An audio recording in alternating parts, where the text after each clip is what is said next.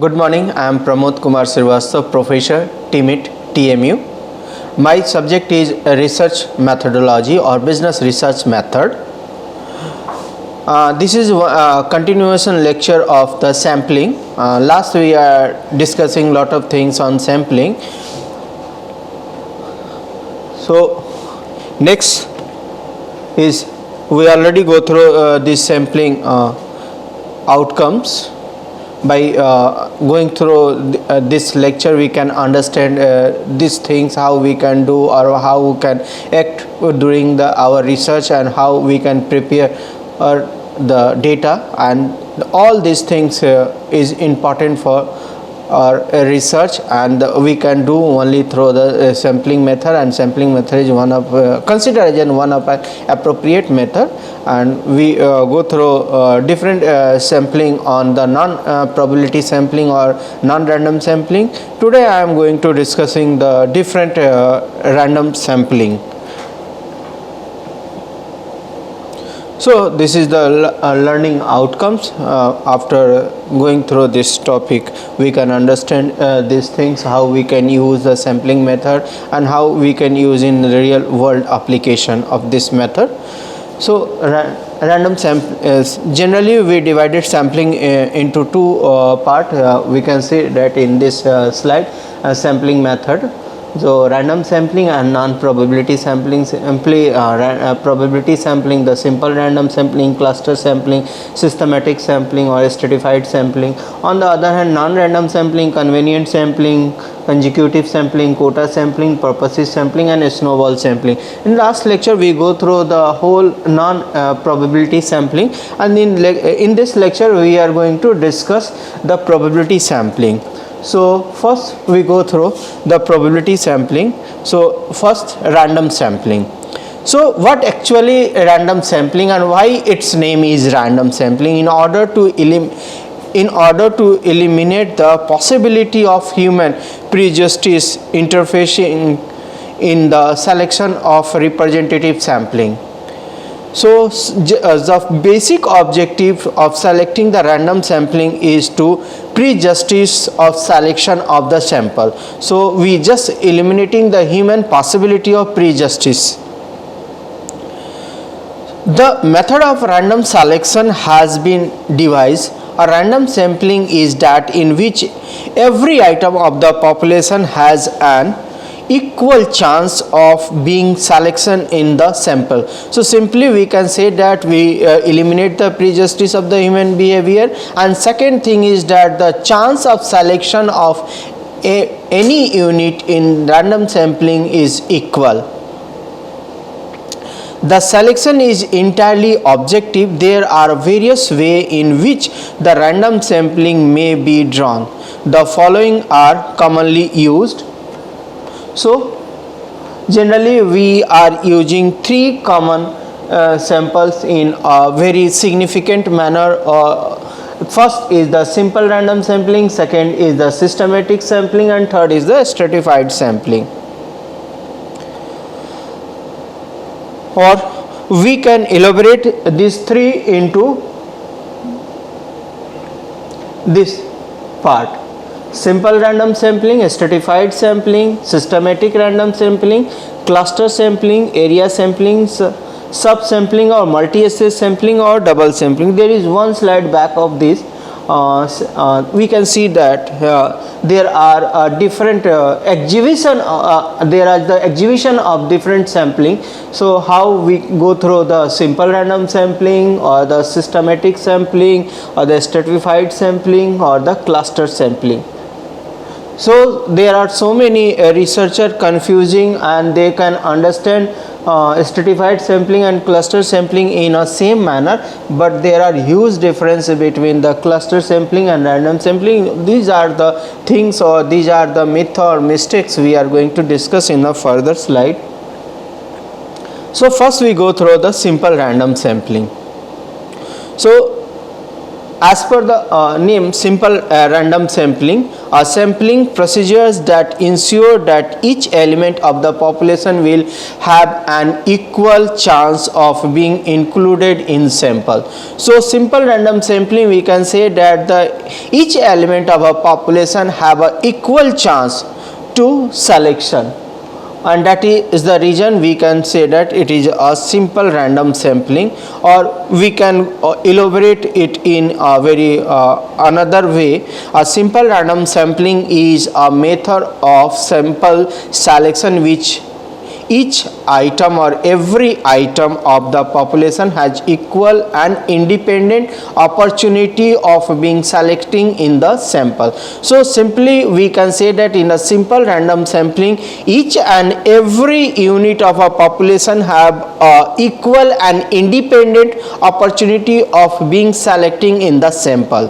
The selection does not have any personal bias of investigator. When we are selecting any unit in the sample, we can say that there is no biasness from the investigator point of view. If there is no biasness from the investigator point of view, we cannot say that that kind of or that method is considered as in the random sampling or the simple random sampling. So it is bias free from investigator sides.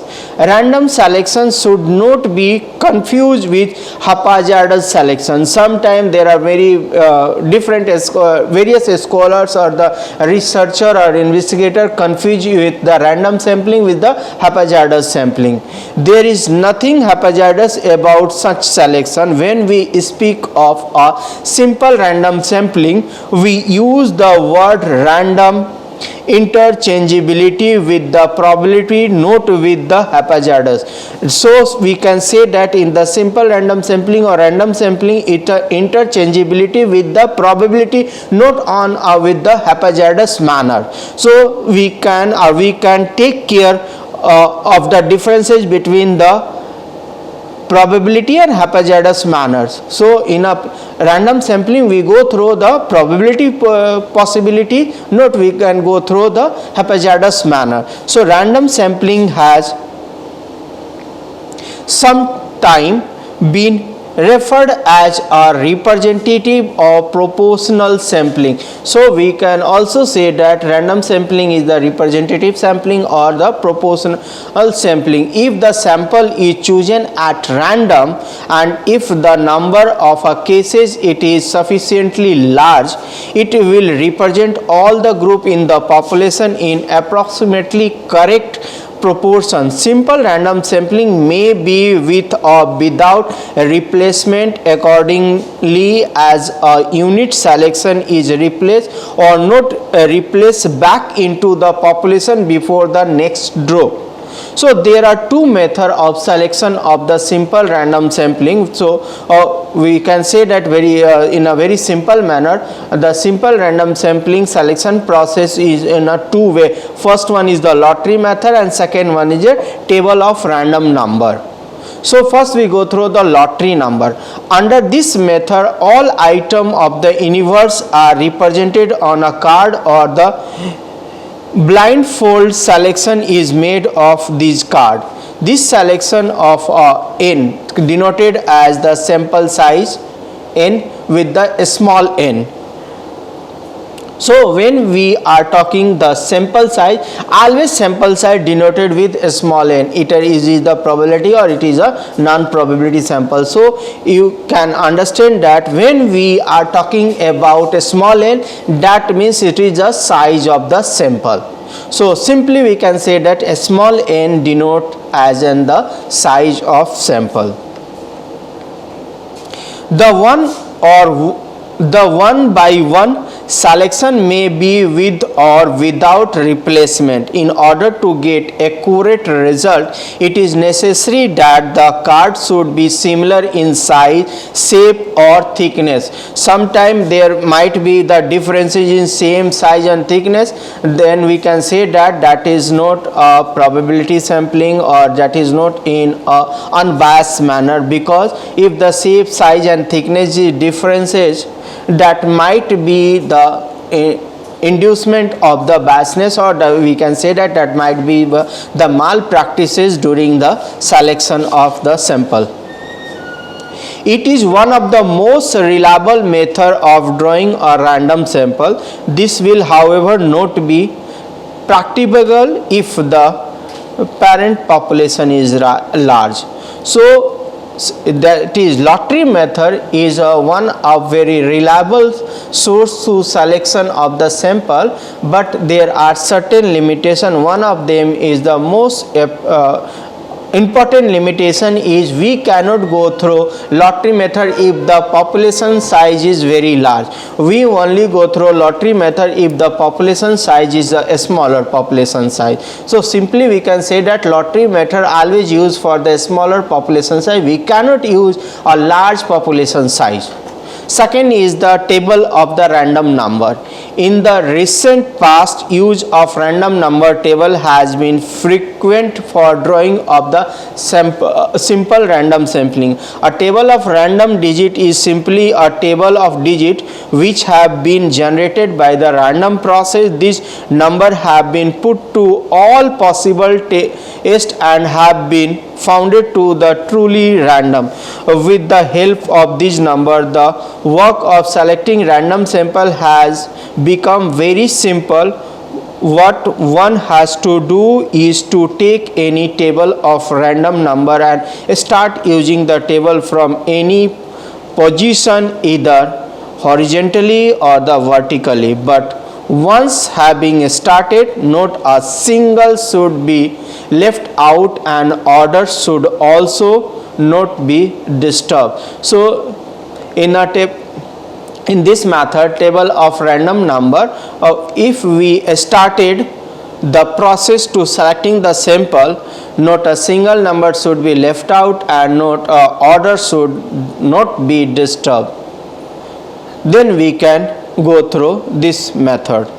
So generally simple random sampling process is a two-way process. One is the lottery method and second one is a table of random numbers. So second type of sample random sample is a stratified random sampling. So there are some features of this stratified random sampling. First one is the probability sampling. Second one is the subsample are drawn with different strata using simple random sampling. Third is each stratum is more or less equal on some characteristics, means we can say that there are some common characteristic within each strata. Do not confuse with the quota sampling. So in last slide I'll always discuss that there is no confusion between quota sampling and a stratified sampling. So we go through in further broader aspect of the stratified random sampling. If the population is heterogeneous in nature, that is widely part in term of characterized under the study, a simple random sampling will not be true representative of the population. So when we are using simple random sampling, at that situation the characteristics of the population is homogeneous. If the characteristics of the population is heterogeneous, at that situation we use stratified sampling. So this is one of the important part at which condition we are using a stratified sampling or at which condition we are using simple random sampling. So simply you can understand that, or you create your understanding in a better manner, that if the characteristics of population is homogeneous, at that situation we can use simple random sampling. But if the characteristics of population is diversified or heterogeneous situation, at that condition we use stratified sampling, and the common characteristics of the population is considered as in the one strata, and the other common characteristics of a population considered as in the another strata of the population.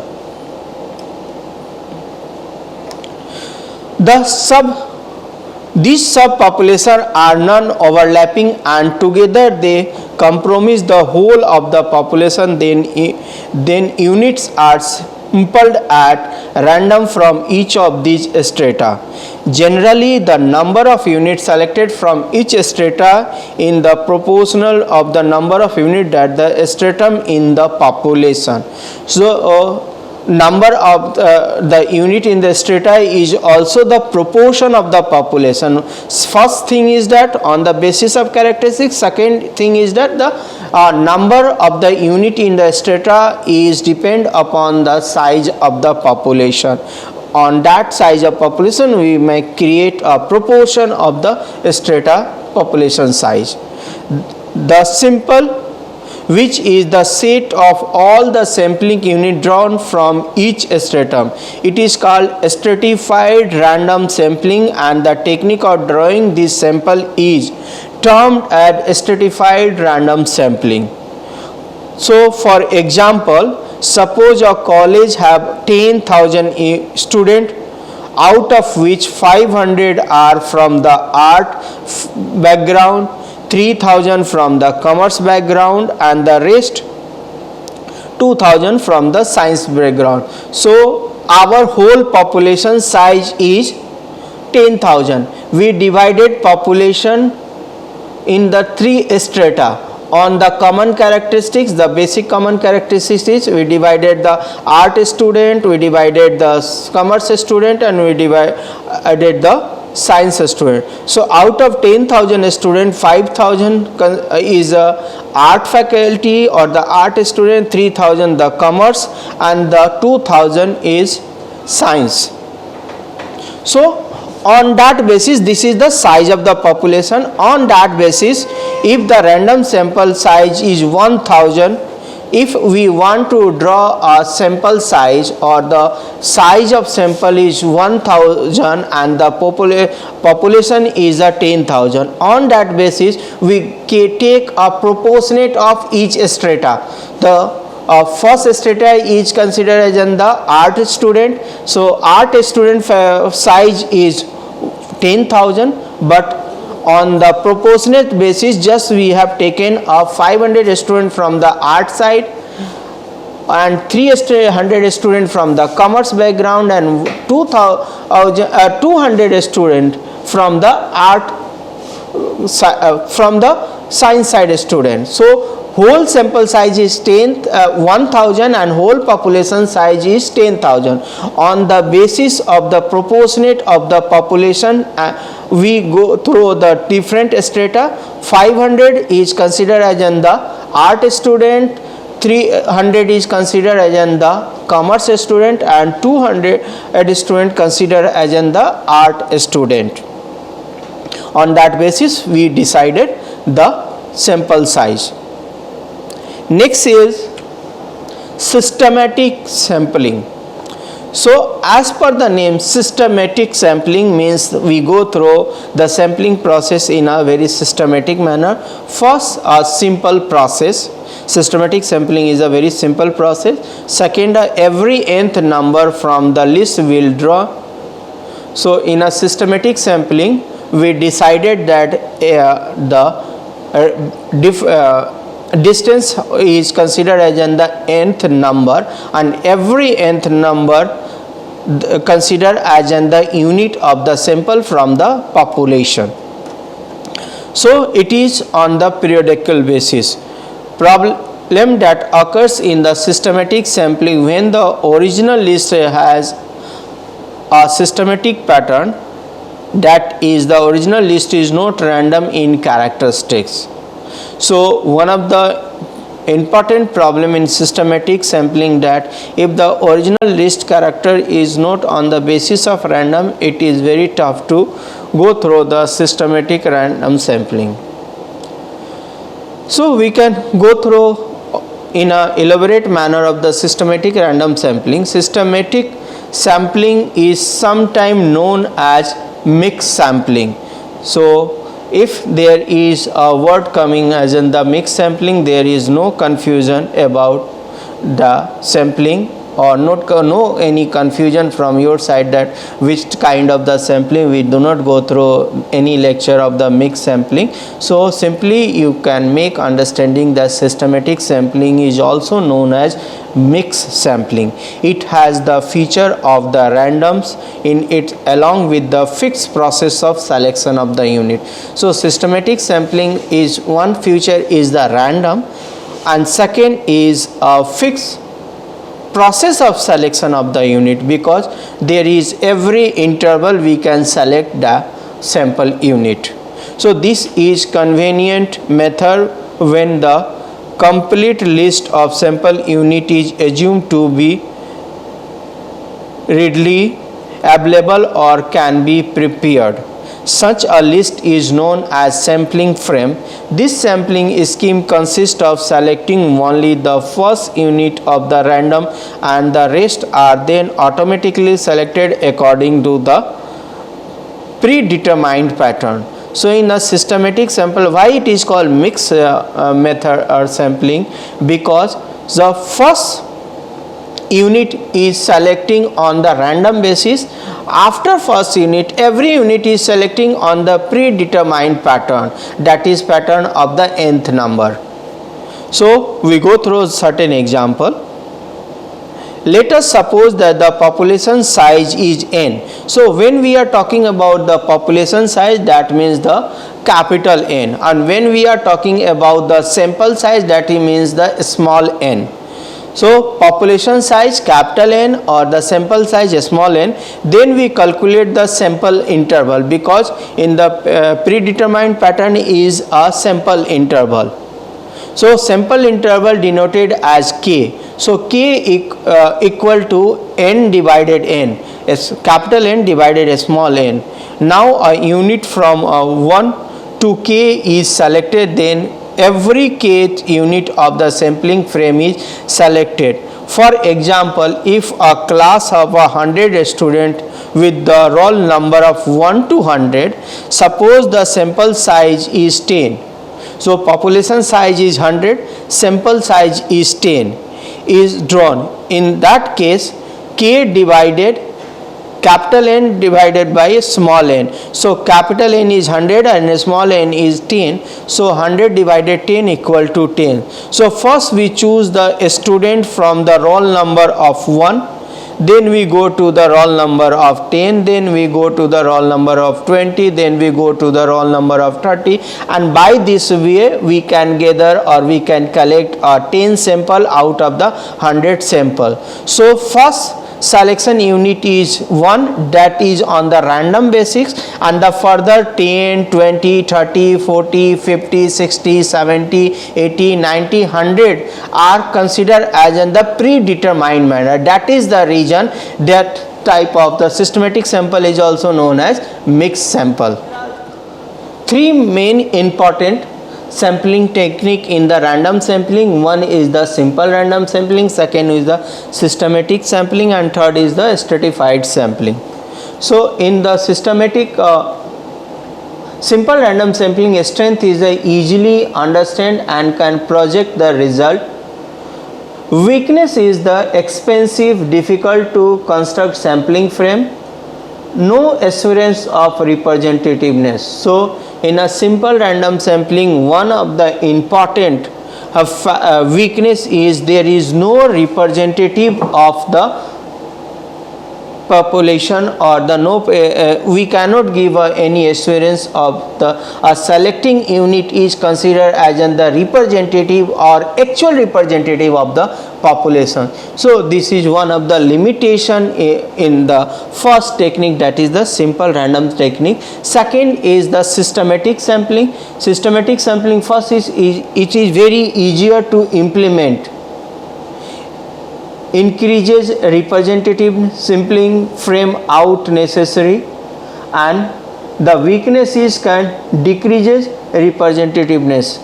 So this is second, this is one of the weakness of the systematic random sampling.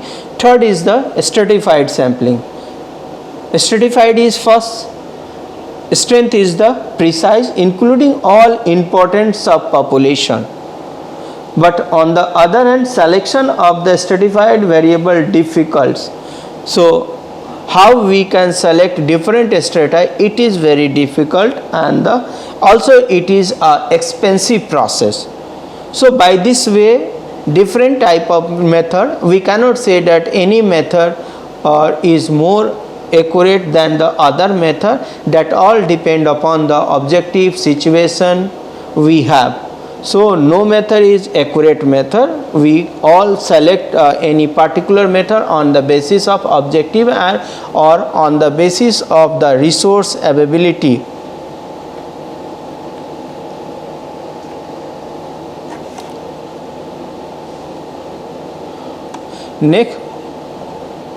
Next is the appropriate. What is the appropriate sampling design? So simply we cannot say that which sampling design is more appropriate than the other sampling design, because we go through in our discussion of the different type of sampling, the purposive sampling, simple random sampling, stratified sampling, systematic sampling, cluster sampling, area sampling, subsampling or multi-stage sampling or double sampling or multiple phase sampling. So every type of a sampling have certain strength and the certain weakness. So we cannot say that any one is considered as in the appropriate sampling design. So when we are going through this to select a particular method of the sampling, first important thing is that degree of accuracy, what kind of accuracy we require, on that basis we go through to select. And sometimes we require a high accuracy but the resource availability is lacking. At that situation there are very high difficulties to select a most appropriate accuracy method, and that situation sometime a researcher go through probability sampling, sometimes go through judgment sampling. So this all depend upon the situation and the objective of the resources or the availability of the resources. So resource is one of the important element when we are considering the sampling design. If we have a time, if we have a huge human resources and our human resources is highly technical or highly trained human resources, and we have no any limitation regarding the money, so at that situation is one of the ideal situation, but we simply we can say that there is a imaginary situation that we have a ideal situation. So every time we have a resource crisis, and on that resource crisis we have to perform and go to the exact and accurate results. So third one important point is the time.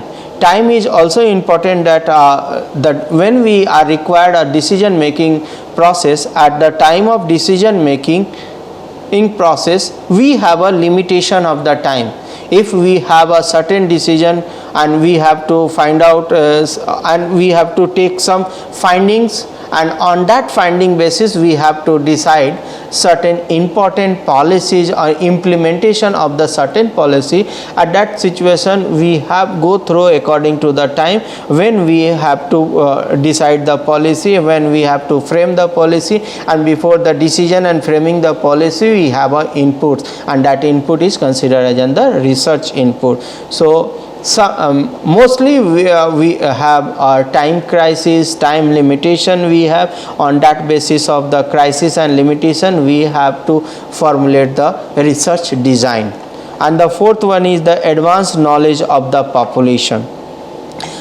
So if we are doing the research on a particular population, and that situation if we have a very good knowledge or very vast knowledge, sometimes we have a knowledge regarding the population on micro basis knowledge, at that situation we go through a stratified sampling method, and a stratified sampling method giving more highly accuracy regarding your population.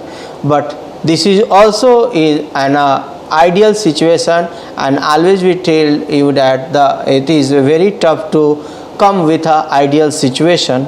So advanced knowledge of population is also considered as in the ideal situation, and it is very less possibility that when we are going to do the research activity and we have advance of very good knowledge regarding the population. And the fourth one is the national versus the local is need for statistical analysis. So when we are designing the our research or the sampling designing, and when we are choosing any appropriate sampling method, so first we have to focus that which kind of statistical analysis and which kind of statistical tools we are using in our research. On that basis we go through the sampling process or the sampling design. So these are the certain important point: degree of accuracy, resource availability, time we have advanced knowledge of population, national versus local level of the research, and the need for the statistical analysis. These are main important point, and that point is always influencing your sampling design method, which method you are going to or which method you are going for your research study.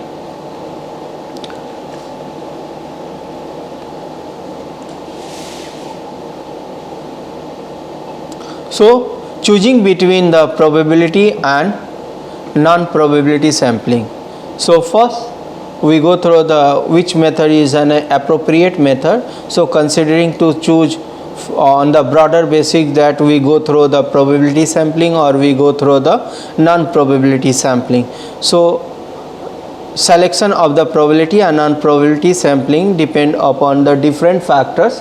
The factors are the nature of the research, second one is the relative magnitude of the sampling and non-sampling errors, third one is the population variabilities, fourth one is the statistical consideration, and the fifth one is operational consideration. So these are five major factor. On that five major factor we go through to choose particular method of the sampling. Either we go with the probability sampling or go with the non-probability sampling. So first we go through the nature.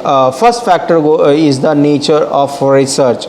So if the nature of the research is exploratory or conclusive, so if the exploratory research, we go through the non-probability exploratory sample method, and if the nature of research is conclusive, then we go through the probability sampling. So second factor is the relative magnitude of sampling and non-sampling error. On the on this factor, non-sampling error is large or the sampling error is large. The third one is the population variability. If the population have a low variability, means the population is homogeneous nature of the population, then non-probability method is better. And if the population is heterogeneous nature, means there is high variability in the population, and that case situation we go through the probability sampling. Fourth one is the statistical consideration, favorable or unfavorable situation. Non-probability sampling is the favorable situation and the probability sampling is unfavorable situation. And on the basis of operational consideration, the non-sampling is favorable or non-probability is the favorable and probability is unfavorable, because it is very easy for the operational consideration to use the non-probability sampling, and if you are going through the probability sampling, it is tough for the operational consideration. So on that different basis we go through the different sampling methods. So simply when we are choosing differences between the probability and non-probability sampling means we have to go through the probability sampling method or go through the non-probability sampling. So first this is the 5-factor test method, and we go through this 5-factor method and ask question why we have to go through the particular method, probability or non-probability sampling, and these are the factors make you the understanding that which method is more appropriate than the other method, and on that 5-factor basis we can select or we can decide that probability sampling is better or the non-probability sampling better for our particular kind of research. Requisite of good sampling method. When we are going to study, so there is one important question arises that which sampling method is good for our research, because it is always making a lot of confusion for the researcher or the investigator or the student. We are very new in the field of research, that probability sampling is better or non-probability sampling better, and within the probability sampling there are so many sampling methods, in non-probability sampling there are so many probability sampling methods. So which method we have go with in our research?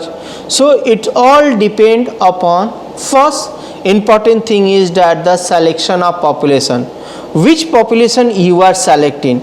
If you are selecting a particular type of population and you have also knowledge regarding that population, and that population is a heterogeneous kind of population, at that situation non-probability sampling is a very risky method, because if the population is homogeneous characteristic population, sampling method is non-sampling method is easy, non-probability sampling method is easy, but if the population is heterogeneous kind of population, the probability sampling is better.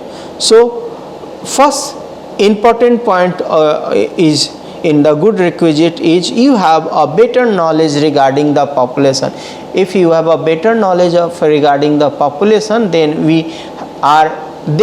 you are able to select a better sampling method for your research.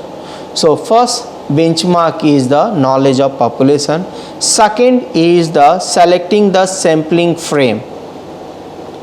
So within the population you are gathering the sampling, that is called the sampling frame, and you have to understanding of the sampling frame.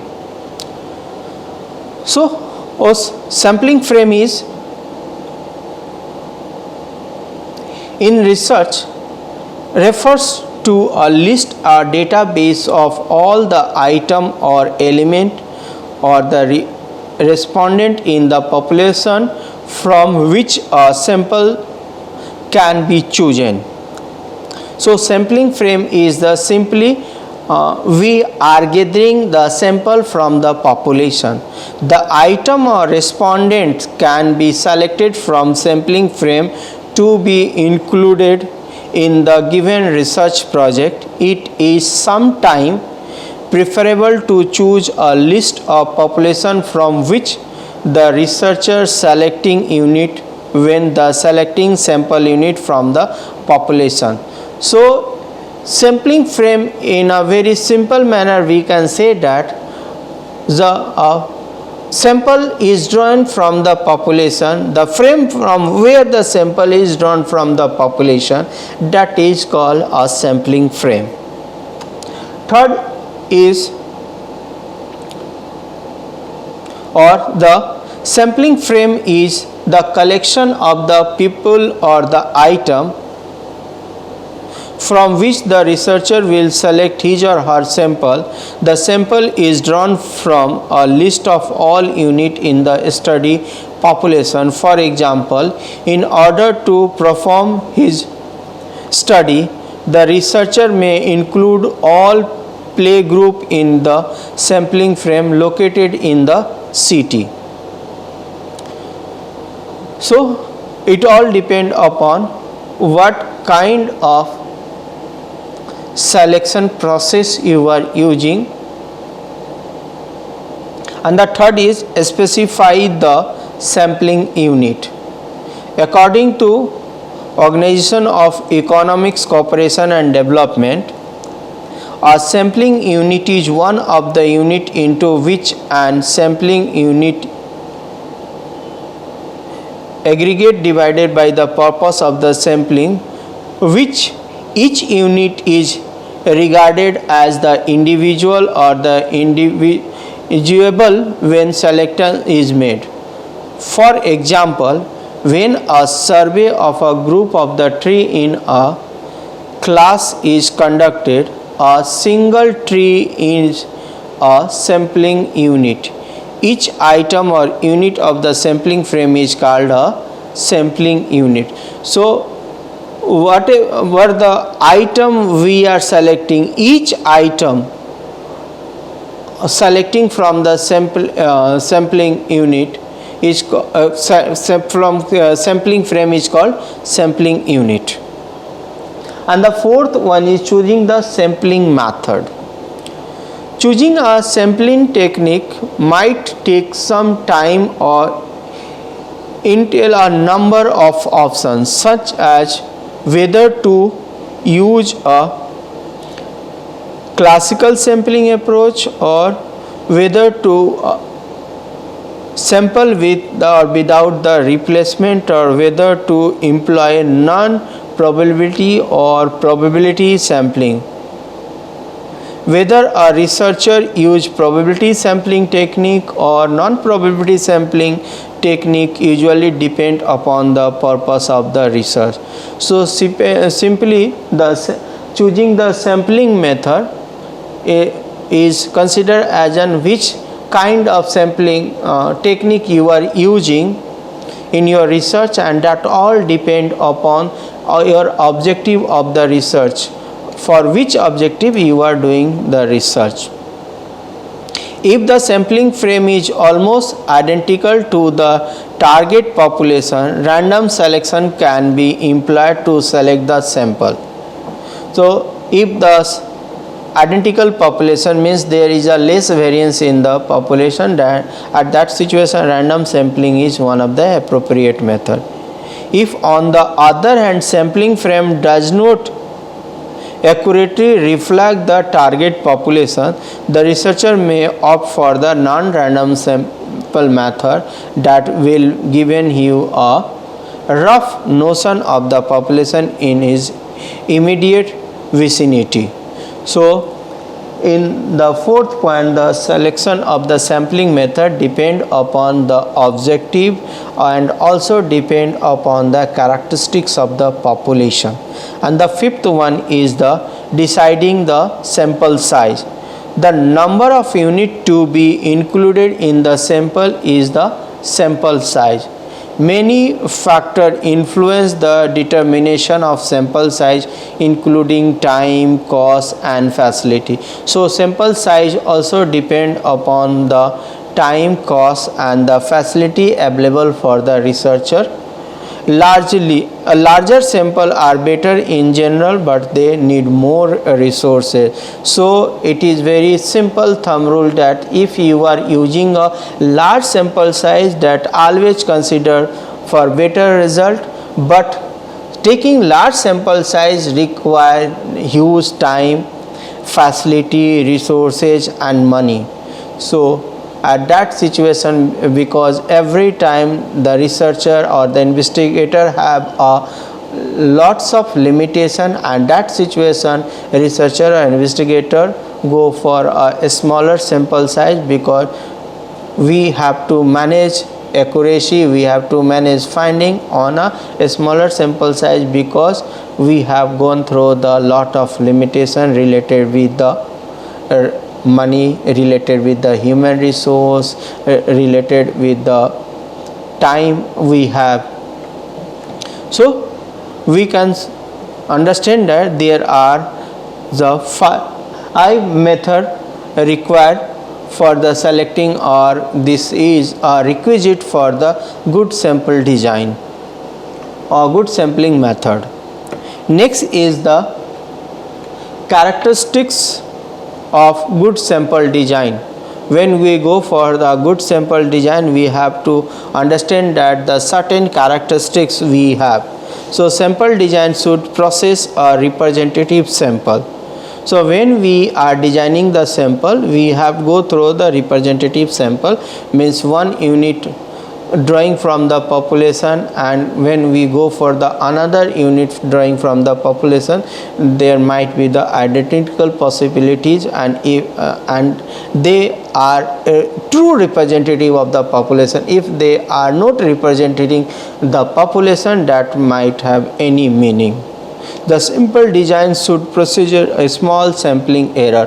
When we are designing the sample or when we are doing the process of designing the sample, we go through to minimize the sampling error. If the possibility of minimizing the sampling error, that is considered as the good sampling design. And third one is the sampling design should be feasible within the research studies budget limit. So what kind of design you are accepting that match with your research budget?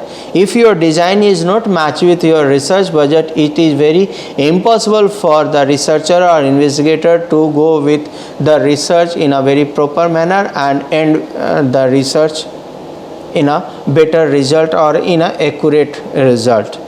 So budget limitation is important element, and always we have to consider the budget limitation, and according to the budget we have designed our sample. And the fourth one is sample design should allow the control of systematic bias. There are very tough to eliminate the biasness from the sampling design. So when we are designing the sample, we have to focus to reduce or eliminate the biasness from the sampling design. It's a very human tendency, a very the obvious human tendency that every time human being go through the biasness. So as much as we are able to reduce the biasness in our sample design, we are able to increase the accuracy of the result of our study. The next is characteristics of good sampling design. Goal orientation. Sample size must be the large enough for the conclusion of the sample study to be generalized to the entire universe with the fair degree of confidence, provided the researcher wishes to generalize the result. Apart from the above mentioned characteristics, a good sample design must also have the following characteristics. First one is the goal orientation. Sample design should be oriented to be research aim, adapt to the survey design and fitted to the survey condition. If this is done, it should have an important on the population selection, measurement and sample selection process. So goal orientation is first important characteristics of the sampling design. Second important characteristic is measurability.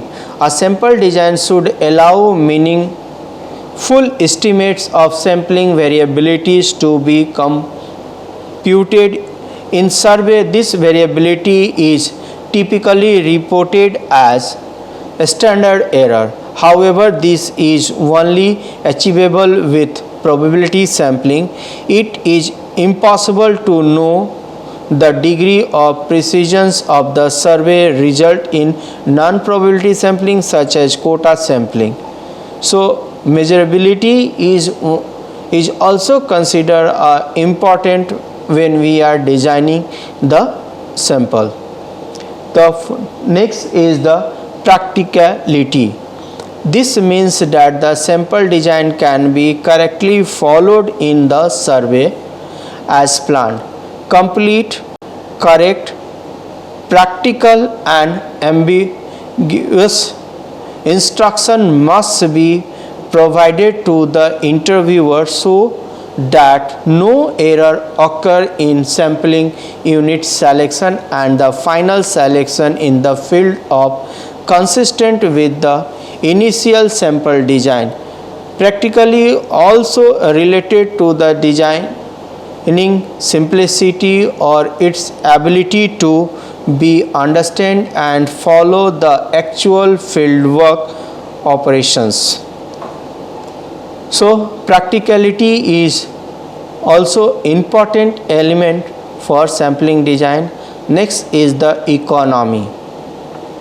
Finally, economy means the survey the goals should be met with the least amount of money and effort possible. Generally, survey objectives are stated in terms of precision, which is identified as the inverse of the variation of the survey estimate. The sample design should provide the lowest cost for a given degree of precision. Alternatively, the sample design should yield maximum precision for a given per unit cost minimum variance. So, economy is also the important characteristics. When we are designing the sample, we go through that process that suit with our budget, and always we work with the least budget. Last one is the sample size decision. Following our examination of the key sample designing, we now shift our attention to another critical component of the sample, namely sample size decision. When doing a survey or not being able to reach the complete population, the researcher must first determine how large the sample should be. So sample size decision is also important in the characteristics of good research design, but it is very thumb rule that the larger sample size give you a larger accuracy and a smaller sample size give you a smaller accuracy. But when we are going for the research, we have go through the lot of limitation related with the different resources, time and the budget for the particular research. So at that situation we have to redesign, or we have to think in a better manner that at minimum sample size we go to the accuracy level, and which minimum size is more prominent for our research. So sample size definition. The sample size is defined as the number of observations used to determining the estimates of the given population. The size of sample has been drawing from the population. Sampling is the process of selection of the subset of individual from the population to estimates the characteristics of the whole population. The number of entries in subset of the population selected for analysis. So sample size is in a very simple manner that we are drawing a number of unit from the population, that is sample size. A small sample size. Sometimes the sample size can be very small. When the sample size is small, that is small n is less than 30. The small sample size considered as when the size is less than 30, we use the t-test in the place of the normal distribution. So when sample size is small, at that situation we use the t-test. When sample size is large, we use for normal distribution z-test. If the population variance is unknown and the sample size is small, then we use the t-statistical to test the null hypothesis with the both one tail or the two tail. So it is very a critical situation that the population is unknown for the researcher and also the sample size is very small.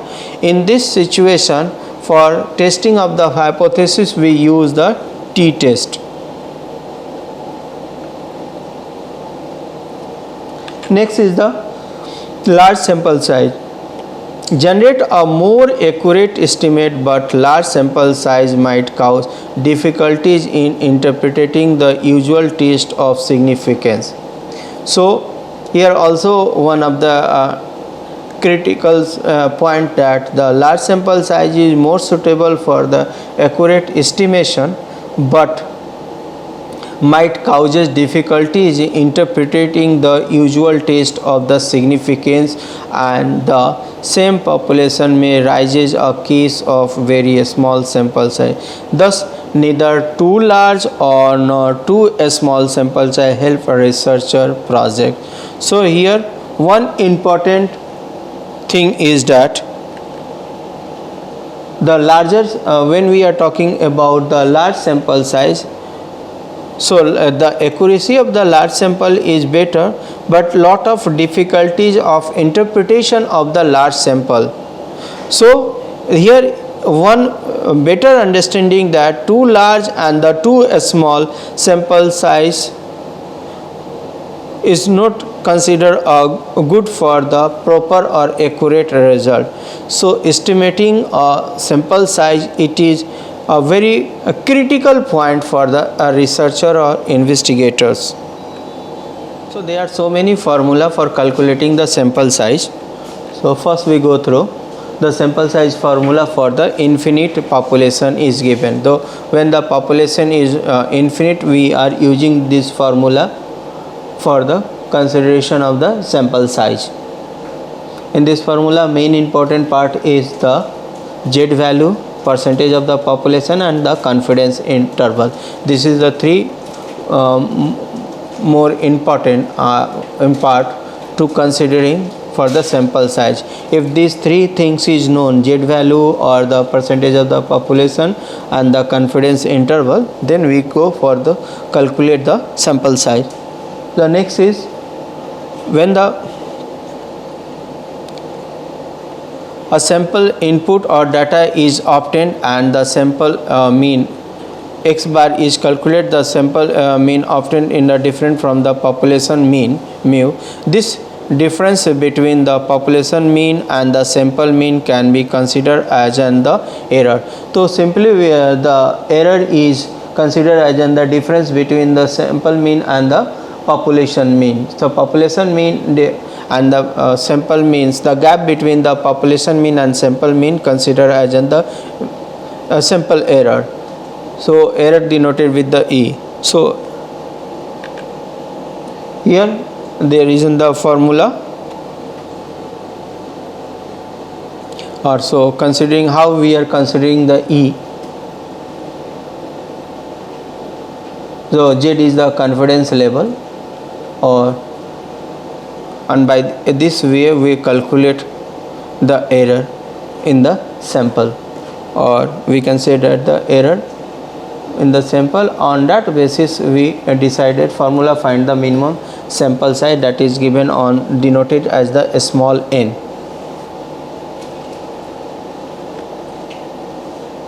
Next is one example solution. So assuming the heights of the student in the college campus are normally distributed with the standard deviation, here the standard deviation is 5 and the 95% confidence level, and the error is 0.05. So these are the three things.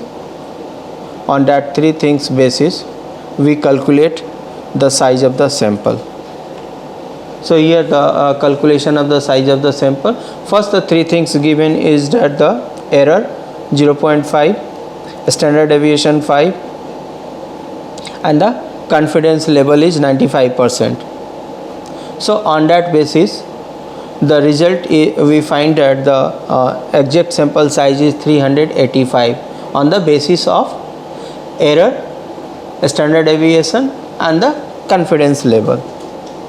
So by this way we can calculate the sample size. We go through some another information. that information need to determine the sample size. So simply when you are going to calculate the sample size, there are three important elements that determine your sample size. First one is the variance, that is the standard deviation. Second is the magnitude of the error, and third is a confidence level. So understanding the size of sample, we have to understand three things: variance, errors, and the confidence level. If you have information regarding the data you are collected, the variance of the data, the magnitude of the error of the data, and the confidence level, on that basis you can easily calculate the sample size. So simple sample size formula here given in this slide. On that basis of the formula, also we go through some example. Here the confidence level is given, 95% confidence level given, and the error is 2, and the standard deviation is 29. So on that basis, when we are using all this input that is given and putting this input on the formula and putting all this input on the formula, and finally we got that the size of sample is 808. So calculating sample size is not a very tough thing, but before calculating the sample size we have the understanding and we have information regarding the population. First three information is variance or standard deviation, error, and the confidence level. If you are lapsing in this information, it is impossible to calculate the sample size. Next is some simple size formula. Also the some examples, some another example here. In this example, that the error or the size, so we are using these things and we are reducing the size is 202. Next, the calculating the sample size and the 95% confidence level. The information is already given, that the three information, the variance, error, and the confidence level. On that basis we are changing the sample size. So if the changes in the variance, confidence level and the error, the size is also changed. So simply when we are calculating the sample size, we have already known regarding the population variance and the error of the population and the confidence level of the population. If we have three things, then we can easily calculate the sample size.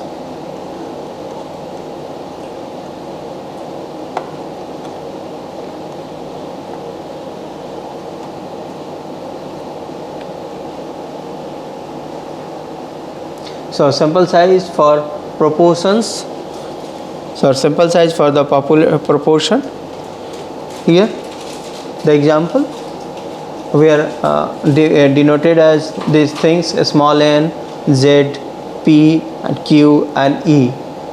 All are given. The small n number of items in the population. Always I told you that where the small n, that is means the sample size, and where the capital N, that is the population. Z square, the sequence of the confidence interval in the standard error limitation. Small p is the estimate the proportion of the success. Q is 1 minus p, the estimation of the population of the failures, and E square is the source of the maximum allowances for error between the true proportion and the sample proportion.